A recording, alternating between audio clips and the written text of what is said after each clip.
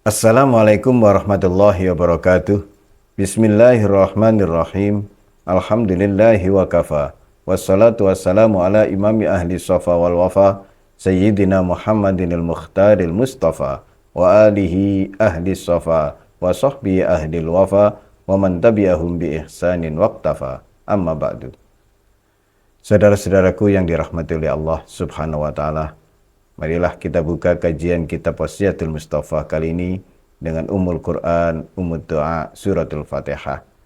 Mudah-mudahan ilmu yang akan kita kaji bersama-sama ini nanti dijadikan ilmu nafi', ilmu yang mendatangkan manfaat, menolak madarat, serta menarik keberkahan-keberkahan hidup kita di dunia wal akhirah. Ala hadhihi niyyah wa ala kulli niyatin salihah wa ila hadratin nabiyil mustafa Rasulillah sallallahu alaihi wasallam wa alihi wa ashabihi wa azwajihi wa dzurriyyatihi wa ahli baiti ajmain, khususan lahumul Fatihah.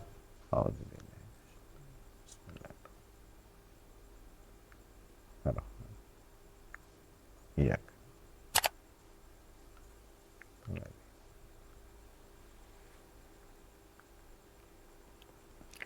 Qala Rasulullah sallallahu alaihi wasallam, ya Ali, asfir bis subhi.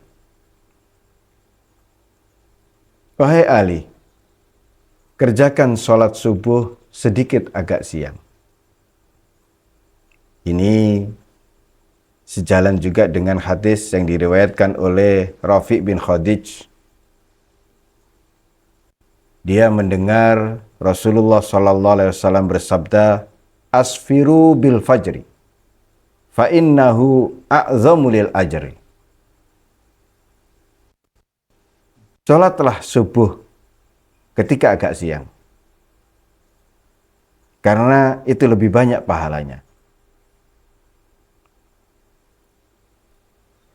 Wa qad ra'a ghairu wahidin min ahli ilmi min ashabin nabi sallallahu alaihi wasallam wa tabi'in al-isfar bi salatil fajr. Wa bi yaqulu Sufyan ats-Tsauri wa qala Syafi'i wa Ahmad wa Ishaq. Makna al-isfar ay yadhal fajru fala yashukka fihi wa lam yaru anna makna al-isfar ta'khir as-shalah. Mengenai mengakhirkan, ini sebenarnya bukan mengakhirkan, melakukan sholat subuh agak siang ini bukan hanya satu ulama. Bahkan banyak dari kalangan sahabat juga tabi'in berpendapat bahwa sholat subuh itu dikerjakan ketika sudah agak terang, yaitu isfar tadi. Pendapat ini dipegang oleh Sufyan ats-Tsauri, Syafi'i, Ahmad, dan Ishaq oleh Sufyan ats-Tsauri.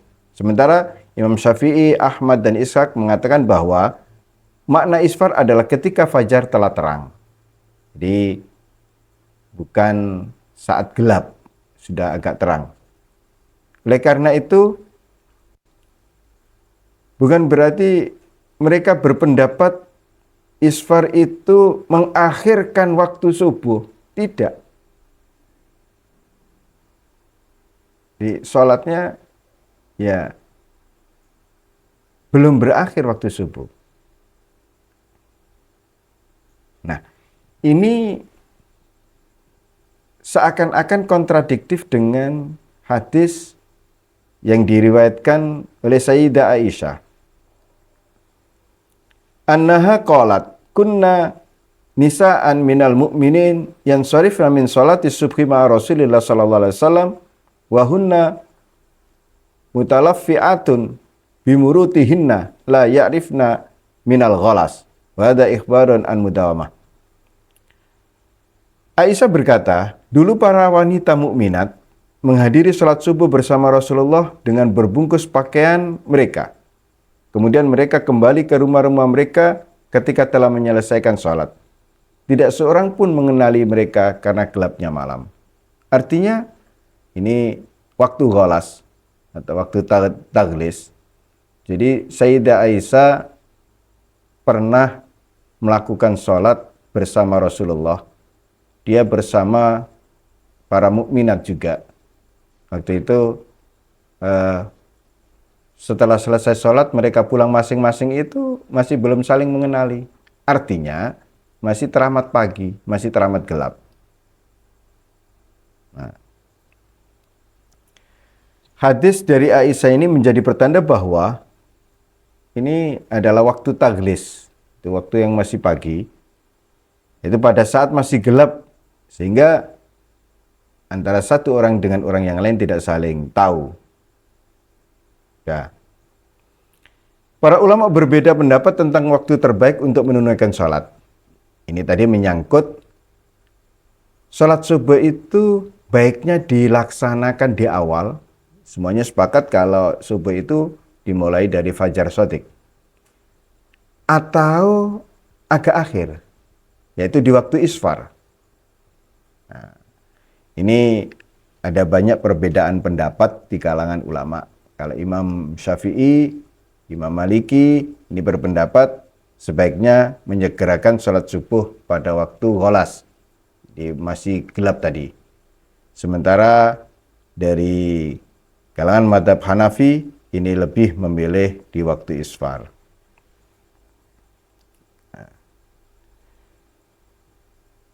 Saudara-saudaraku yang dirahmati oleh Allah Subhanahu wa taala, perbedaan pendapat di kalangan ulama ini hal yang biasa. Satu hal yang perlu kita ketahui adalah kita selaku orang awam tidak lantas kemudian melakukan ibadah. Ini contoh saja. Dari sisi waktu, ada yang berpendapat lebih baik dilaksanakan di awal, yaitu saat masih gelap, di waktu gholas. Ada yang berpendapat lebih baik dilakukan di waktu isfar, karena di situ lebih banyak pahalanya. Nah, bagi kita orang awam, sebaiknya memiliki panutan. Ulama yang kita jadikan panutan dalam membimbing, menata, mengarahkan, dan seterusnya keagamaan kita.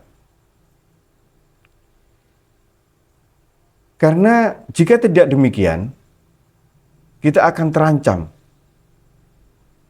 Diancam bahwasannya kita melakukan ibadah tidak sebagaimana yang telah dicontohkan oleh Rasulullah. Padahal setiap ibadah apapun bentuknya itu, para sahabat mengacu melihatnya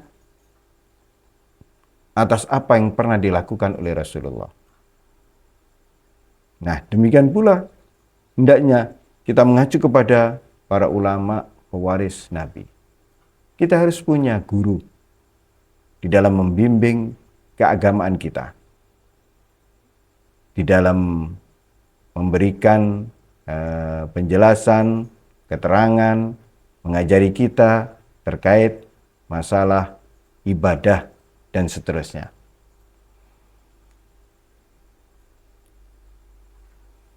Yang berikutnya, wasiat wasolli al-maghriba inda ghiyabi syamsi biqadri hal bisyatin. Fa inna dzalika min khisalil anbiya alaihimussalam. Nah, ini juga.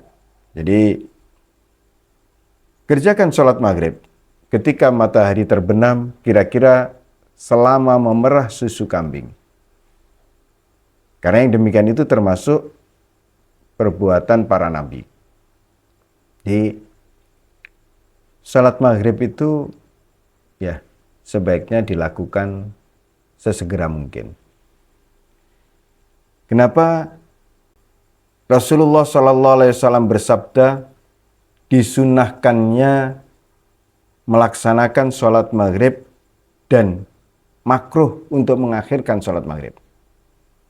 La tazalu ummati bi khairin au alal fitrah malam yuakhiru al maghriba hatta tastabikan nujum. Umatku senantiasa dalam kebaikan atau dalam keadaan fitrah selama mereka tidak mengakhirkan sholat maghrib hingga banyak bintang bermunculan.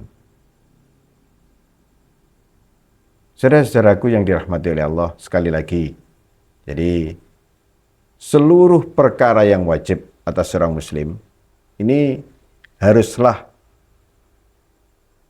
mengikuti bimbingan Rasulullah. Di setiap amal yang diperintahkan, di setiap kewajiban yang diwajibkan atas setiap muslim. Karena kepatutan, kelayakan diterima tidaknya sebuah amal itu